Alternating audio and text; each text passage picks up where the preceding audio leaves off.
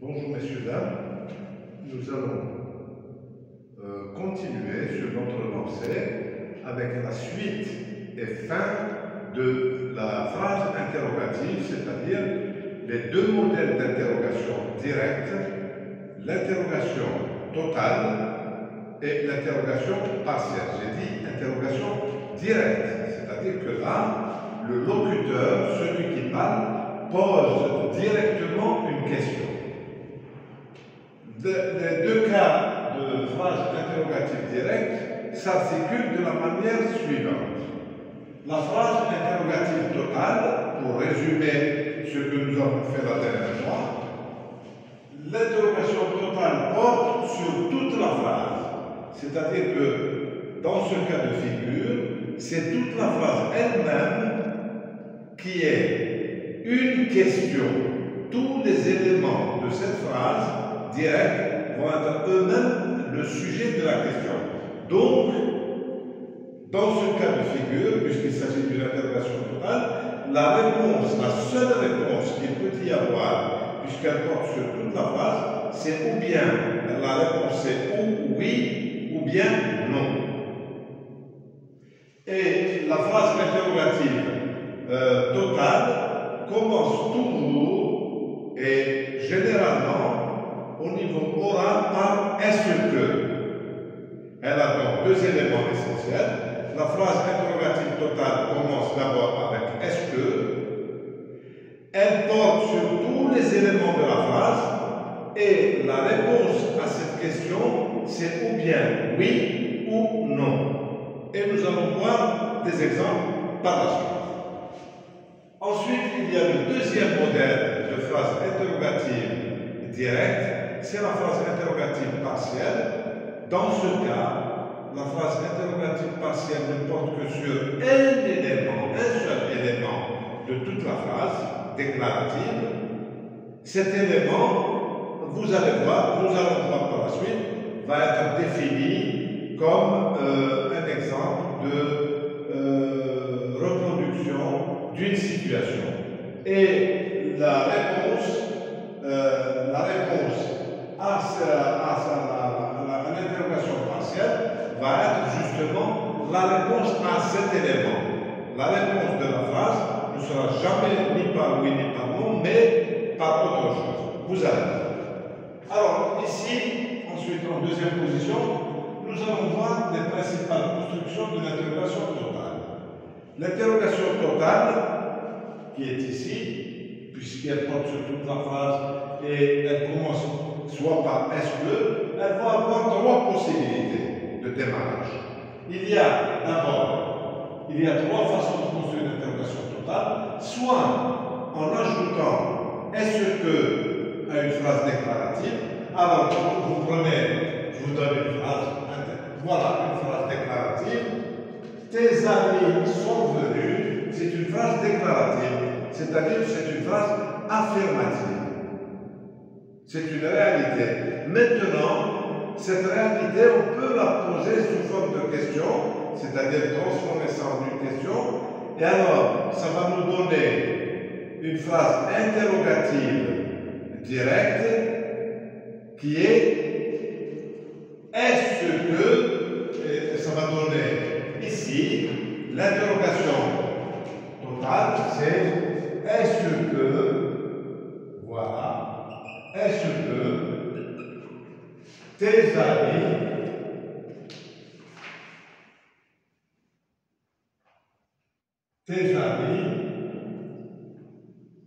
sont venus. Et bien entendu, il faut ajouter toujours dans une phrase interrogative directe, il faut toujours ajouter le point d'interrogation. Il démarre avec est-ce que, et vous ajoutez à la fin un point d'interrogation, et la phrase déclarative du début, ici, devient une phrase interrogative. Tes amis sont venus, question, interrogation totale, est-ce que tes amis sont venus? La réponse, puisque c'est une interrogation totale, c'est oui ou non. Oui ou non. Oui ou bien non. Vous voyez? Parce que la question va poser sur toute la phrase. Voilà, la question va porter sur toute la phrase. La deuxième possibilité de construire cette même phrase à partir de la phrase déclarative, tes amis sont venus, on peut aussi, dans la langue française, il y a une deuxième possibilité aussi de poser la question, non plus par est-ce que, mais avec une autre possibilité qui est la suivante. Alors, exemple 2. Alors, toujours la même phrase. Tes amis sont venus. C'est ici la phrase déclarative.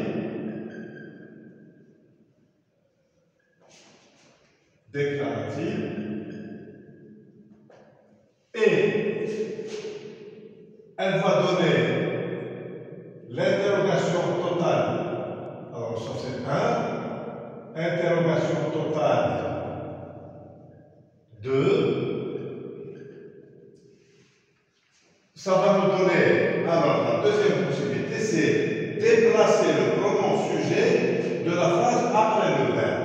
Le pronom sujet, alors, dans la phrase, tes amis sont venus. Le pronom sujet, c'est tes amis. C'est bien ça. Alors, après le verbe, et ça va nous donner tes amis.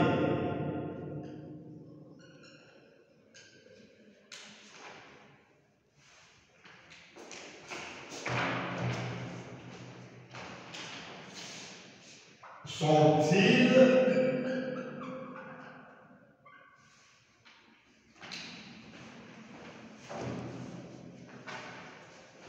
venus? Et il y a toujours le point d'interrogation. Ça va nous donner donc une inversion. C'est ce qu'on appelle une inversion du sujet. Le sujet va se déplacer après le verbe. Il est là, le sujet. Tes amis sont-ils venus? Et ça va nous donner une nouvelle forme de question. Et l'interrogation est toujours totale. Dans ce cas de figure où je pose la question, tes amis sont-ils venus? La réponse va être Oui ou non. oui, Ou non. mes amis sont venus. Ou bien non, mes amis ne sont pas venus. Vous voyez? Donc, ça aussi, c'est une deuxième possibilité. Et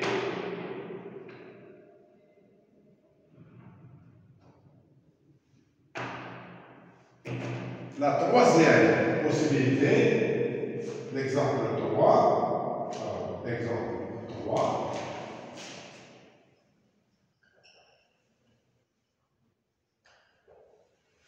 Alors, je vais prendre un autre exemple.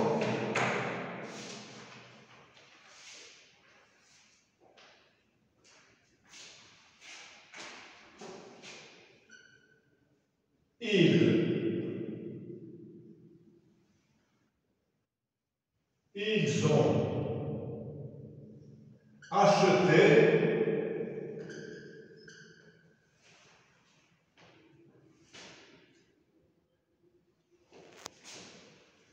des billets pour le spectacle.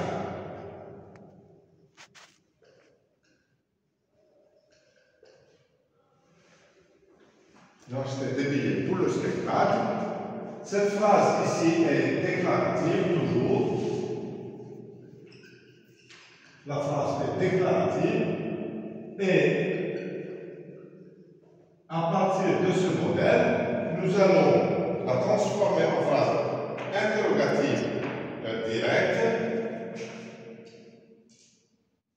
Et ça va nous donner, ici, ça va nous donner,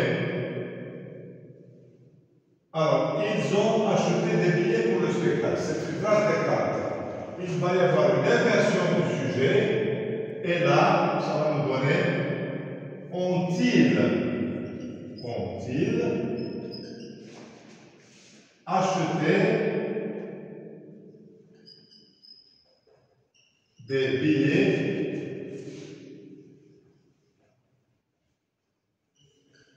pour le spectacle.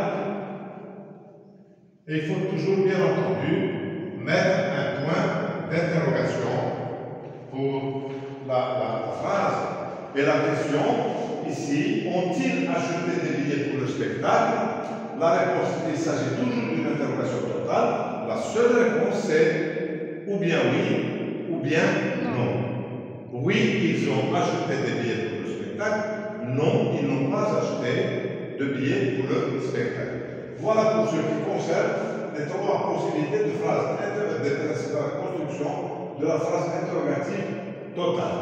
D'accord? À présent, nous allons voir la possibilité de construction de l'interrogation partielle. Parce que, comme nous l'avons dit, dans le cadre de l'interrogation directe, il y a deux types d'interrogation. Il y a l'interrogation totale, directe totale, et il y a l'interrogation directe partielle.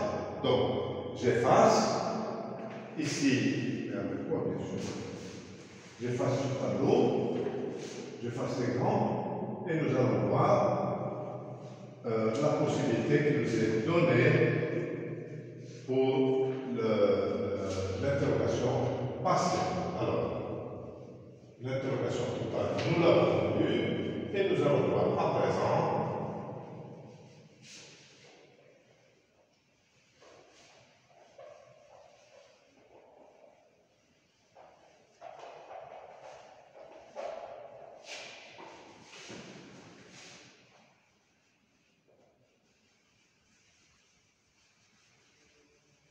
la possibilité de construction de l'interrogation partielle.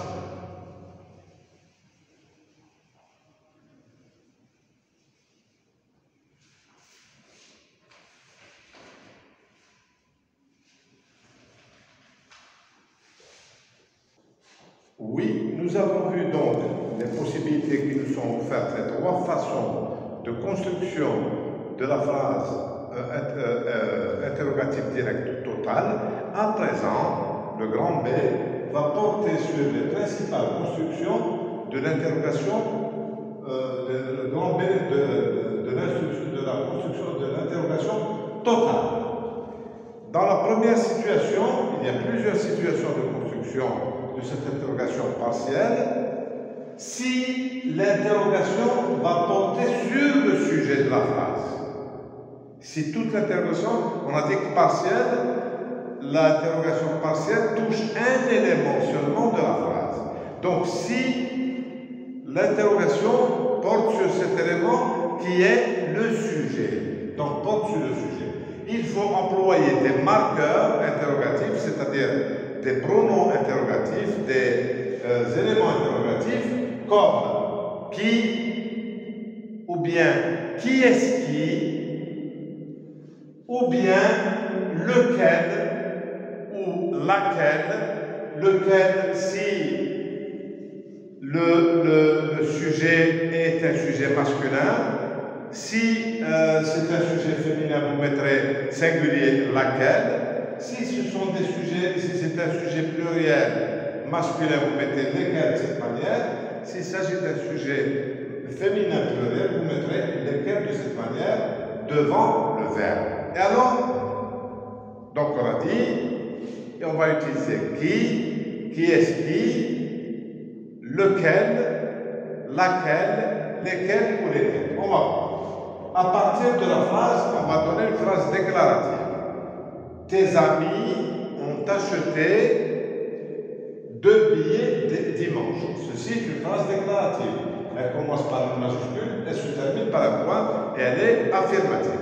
À présent, nous allons transformer cette phrase en une phrase interrogative directe partielle. Qu'est-ce que ça va donner? À la place de tes amis, on va enlever le sujet.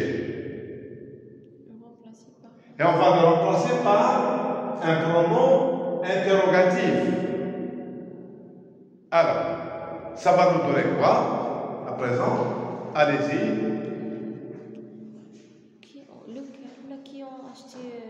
les billets le dimanche. Comment? Qui ont acheté. Non. Lequel? Parce que c'était un plat. Alors, est-ce qu'on peut dire qui ont acheté de billets dimanche?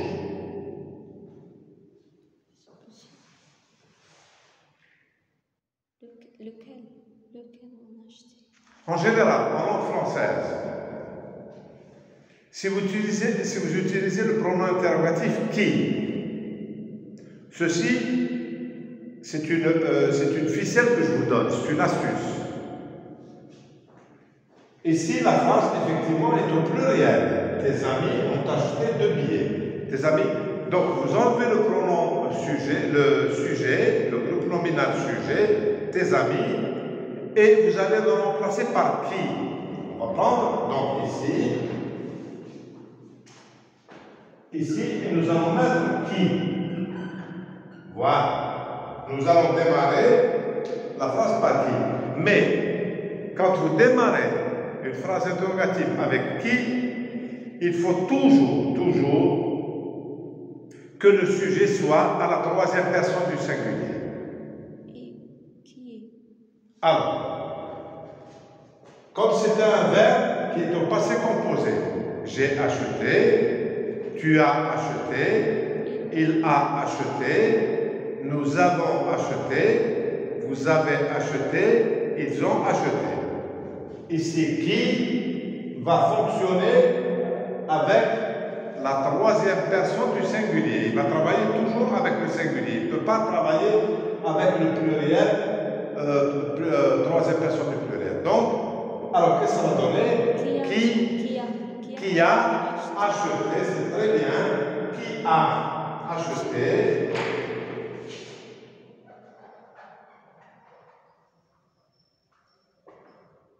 Deux billets. Continuez. Le dimanche. Qui a acheté 2 billets? Dimanche, c'est bien ça. Et qu'est-ce qu'on va ajouter à la fin de la phrase? Un point d'interrogation. C'est très bien. Ça, c'est la première possibilité. Apostrophe, où ça? Non, ça c'est le verbe avoir. L'apostrophe, c'est quand c'est à préposition. Je vais à la maison. Là, il y a une apostrophe parce que c'est une préposition qui indique le lieu. Mais là, c'est le verbe avoir. J'ai, tu as. قصدي بين الكي مش ما نقدروش نحو الاي ونديرو لابوستروف كي يكون موراها. Quand il y a deux. Non. Ici, on ne peut pas. Ici, c'est qui. C'est un pronom interrogatif sujet. Et donc, on ne peut pas, si on enlève le i de qui et on met apostrophe, qu'a acheté 2 billets, ça ne veut rien dire. Il faut toujours ici, même s'il y a une rencontre de 2 voyelles, il faut maintenir le i entre le qui et le a, c'est-à-dire les deux entre les 2 voyelles. Vous ne pouvez pas enlever le i et le a puisqu'il s'agit ici d'un pronom interrogatif sujet. D'accord? Quelle est la deuxième? Ça, c'est la première possibilité. On a dit avec qui? La deuxième possibilité, c'est avec. Qui est-ce qui? Alors, qu'est-ce que ça va nous donner? Qui est-ce qui? Allez-y. Donc, refaites la phrase en enlevant qui, mais en mettant qui est-ce qui? Qui est-ce qui a acheté 2 billets? Qui est-ce qui a acheté 2 billets dimanche? Très bien. Qui est-ce qui a acheté 2 billets dimanche? C'est la même chose que qui a acheté 2 billets dimanche. Possibilité 2. Qui est-ce qui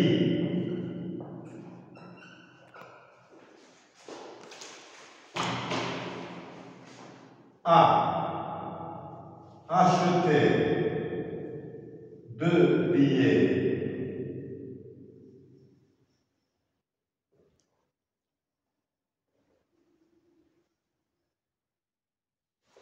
dimanche?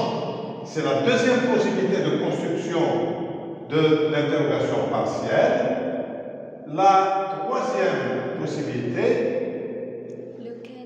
Lequel avec S? Alors, ici, on a démarré, et c'est à vous de choisir intelligemment parmi ces adjectifs interrogatifs, puisque ce sont des adjectifs, puisqu'il y a lequel, laquelle, lesquels, donc il faut choisir. Et on va revenir au sujet. Le sujet ici, dans qui et qui est-ce qui, c'est neutre. Mais ici, ce sont des adjectifs, donc ils vont s'accorder avec le sujet. Le sujet, c'est tes amis, c'est masculin, pluriel. Alors, qu'est-ce qu'on va choisir? Lequel avec S? Lesquels, allez-y, et le verbe va être attaché au pluriel. Alors, qu'est-ce que ça va donner? Lesquels on a acheté de billets dimanche? Très bien, très bien. Troisième possibilité. Lesquels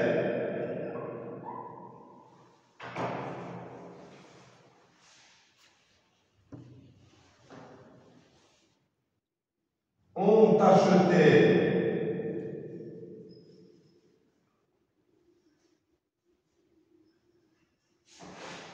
deux billets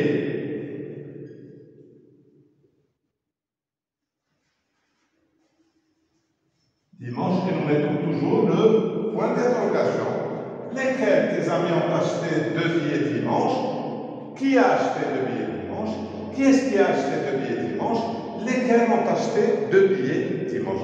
Voilà les trois possibilités de construction partielle au niveau de l'interrogation directe. D'accord? Ça, c'est la première possibilité. La deuxième possibilité qui nous est offerte, alors, petit 2, non, plutôt comme ça.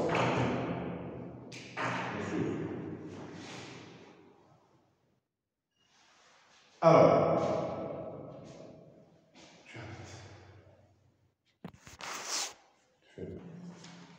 je disais que l'interrogation partielle, et je le répéterai toujours, l'interrogation partielle porte sur un élément de la phrase qui va être changé en question.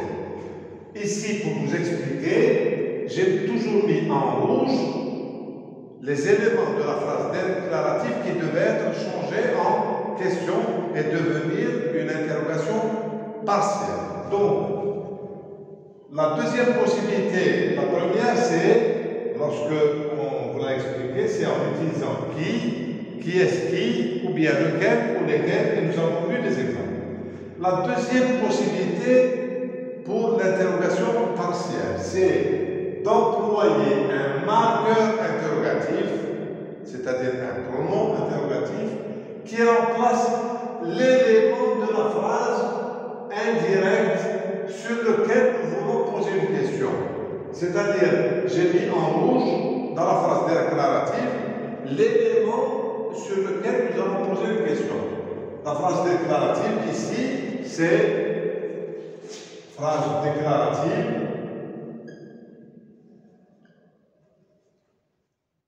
Phrase déclarative et phrase déclarative. La première, c'est tes amis ont acheté 2 billets dimanche. Donc l'élément qui va être changé, c'est dimanche. Or, dans la phrase déclarative, dimanche représente, est un indicateur de temps, exactement. Donc, nous allons trouver dans la phrase interrogative directe partielle un marqueur de temps qui va remplacer dimanche pour poser une question. Tes amis ont acheté 2 billets dimanche. L'exemple 1 va donner comme question quand. Voilà. Et alors, l'exemple 1 va nous donner ici, alors, EX1 va nous donner l'interrogation partielle interrogation.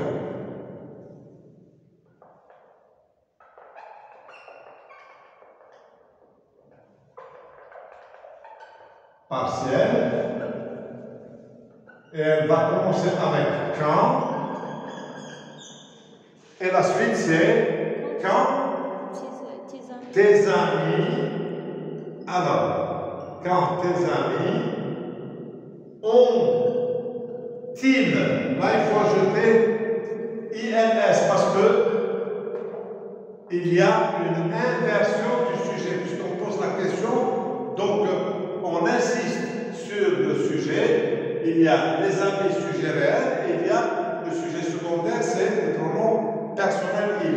Quand tes amis ont-ils acheté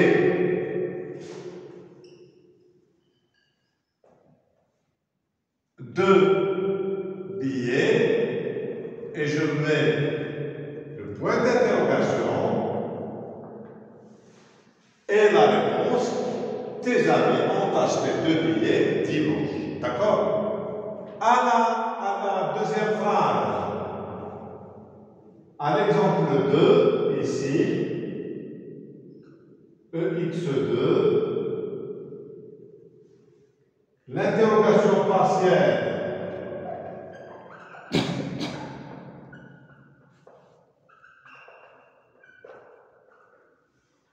va se construire sur la phrase déclarative. Tes amis ont acheté deux billets dimanche, c'est-à-dire... La flèche, là, que le troisième. Pardon, c'est ici.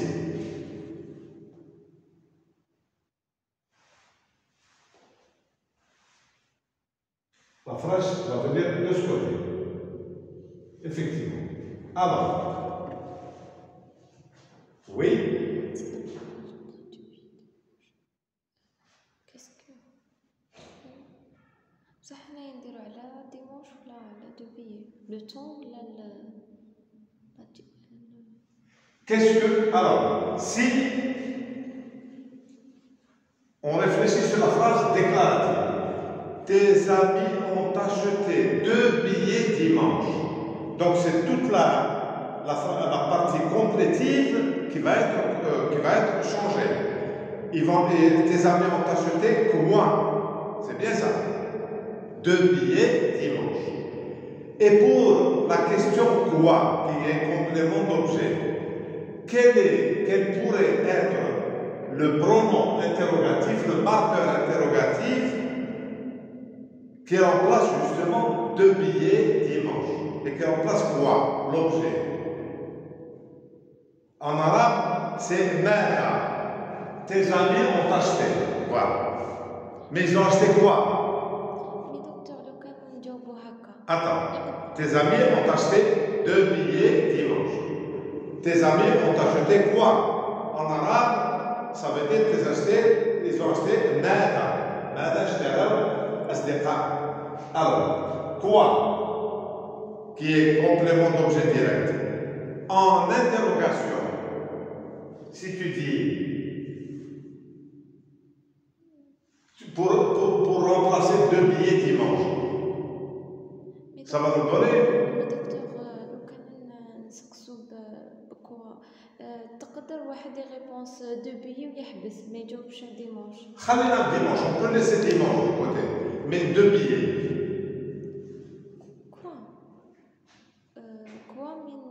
Non, on ne peut pas dire quoi.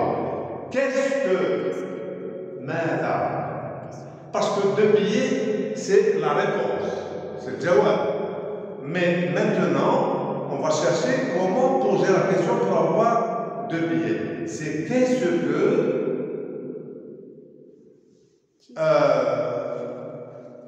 tes amis ont acheté. Et alors, ça va nous donner ici la possibilité réelle.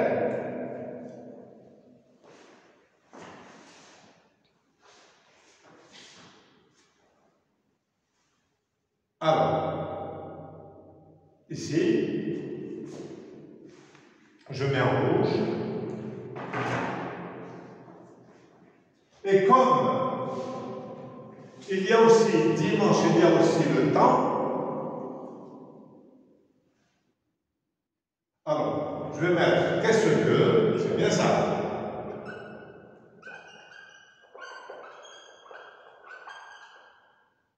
Voilà.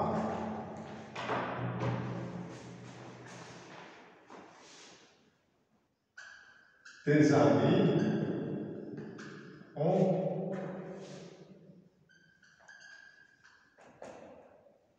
acheté. Et je mets le point d'interrogation. Qu'est-ce que tes amis ont acheté? Tes amis ont acheté le billet dimanche. Alors, en fait, ça et ça, c'est la même chose. Ça va être la même chose. Maintenant, pour ajouter dimanche, il y a aussi cette possibilité. Il y a, si on veut porter, c'est-à-dire ici c'est un petit peu complexe. Il y a deux idées. Il y a l'objet et il y a le temps. Alors, si c'est l'objet, on met qu'est-ce que. Si c'est le temps, on va mettre quand. Quand est-ce que. Et il y a ici la deuxième possibilité, c'est quand est-ce que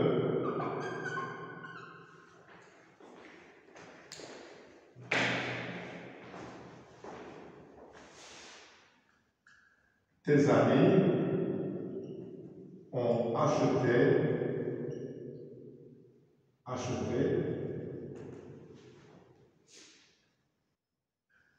deux billets.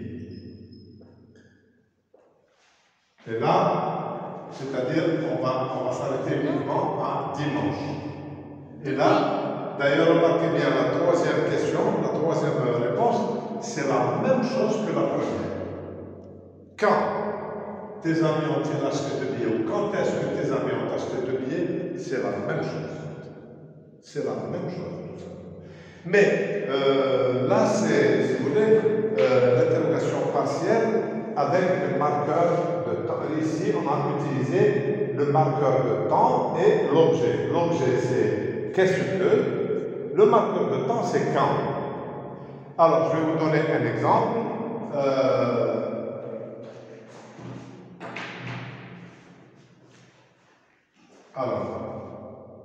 Exemple.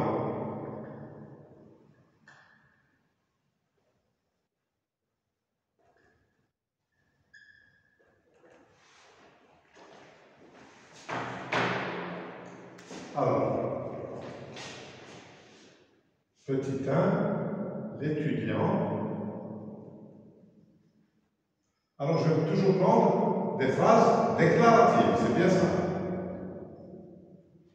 L'étudiant vient tous les jours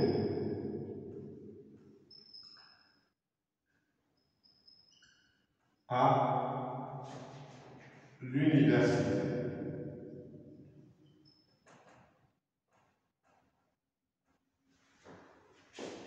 Phrase déclarative 2.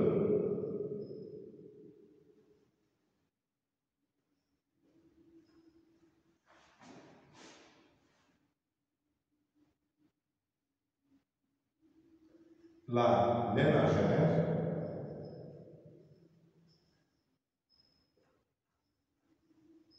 achète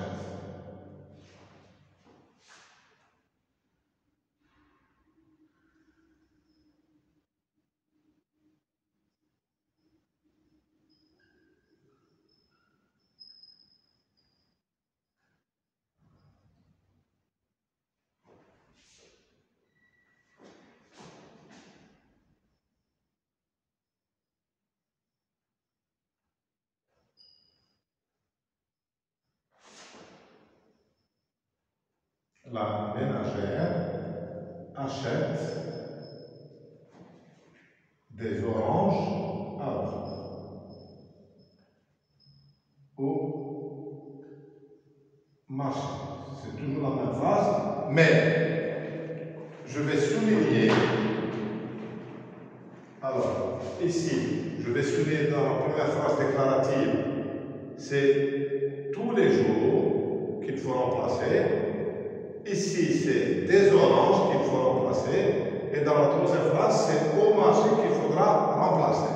C'est-à-dire que nous avons trois phrases déclaratives qu'il faudra transformer en phrases interrogatives directes partielles. Alors, la phrase déclarative numéro 1, l'étudiant vient tous les jours à l'université. Il s'agit d'une phrase déclarative qui indique le temps, tous les jours. Donc, il faudra transformer le groupe nominal tous les jours, puisque c'est un élément de la phrase, on est toujours dans la phrase partielle, qu'il faudra changer par un marqueur de temps tous les jours. Alors, qu'est-ce que ça nous donne comme phrase interrogative partielle? Quand l'étudiant vient-il à l'université? Quand tes amis ont-ils? Quand? Alors, ça nous donne la première interrogation.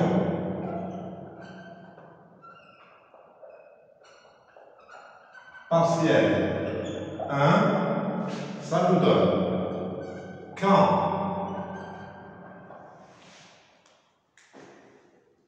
l'étudiant, c'est juste, c'est très bien, l'étudiant, alors ensuite, vient-il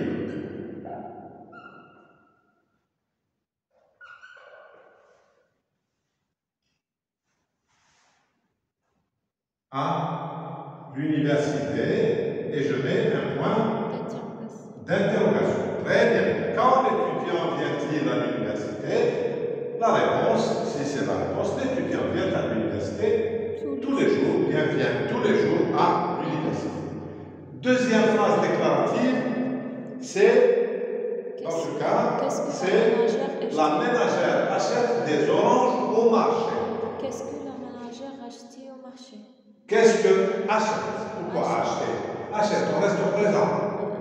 Parce que dans la phrase déclarative, le temps est présent, vous restez toujours dans le présent. L'interrogation partielle numéro 2 nous donne, c'est très bien, numéro 2, qu'est-ce que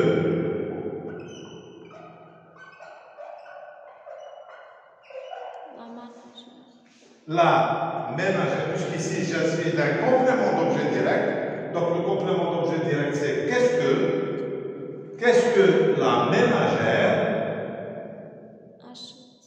achète, c'est bien ça, au marché. C'est très bien. Donc il s'agit de l'objet. Troisième possibilité, toujours dans la même phrase, la ménagère achète des oranges au marché. Ici, à présent, il s'agit de au marché, donc c'est le lieu, c'est très bien mon ami. Alors, la phrase ici déclarative, c'est la ménagère achète des oranges au marché. Cela nous donne où la ménagère. Alors, l'interrogation partielle, c'est très bien, partielle numéro 3. On a ici où. Ceci, c'est l'indicateur de lieu. La ménagère. Alors, achète. Et on va ajouter ici un petit t. Achète-t-elle, c'est pour faire la liaison avec son pronom personnel. Achète-t-elle. Quoi? Et on ajoute l'objet. Les oranges. Les oranges. C'est très bien. Et voilà, vous avez donné les 3 modèles d'application lorsque l'élément de la phrase déclarative est déplacé d'un moment à l'autre de la phrase. Je peux aussi vous donner une quatrième possibilité de déplacement. Si je prends par exemple la phrase l'étudiant vient tous les jours à l'université. Et je souligne l'étudiant dans la phrase déclarative. Alors, qu'est-ce que ça va me donner comme interrogation directe partielle? Qui vient tous les jours à l'université? Point d'interrogation. Eh ben, c'est l'étudiant, c'est très bien. Qui vient tous les jours à l'université? Qui vient tous les jours à l'université? Vous remarquez le déplacement, comme je veux, de la question sur un élément. Donc l'interrogation partielle, elle porte sur, comme je l'ai dit, l'interrogation porte sur un élément de la phrase. Il peut être le sujet, il peut être le complément, il peut être le complément de temps, le complément de lieu, et chaque fois que l'interrogation porte sur cet élément, vous enlevez l'élément et vous retrouvez le pronom interrogatif qui correspond à l'élément. Ou bien le marqueur interrogatif, s'il s'agit du sujet, le marqueur interrogatif sujet qui remplacera le sujet du verbe. D'accord? Bien. On peut effacer. Alors,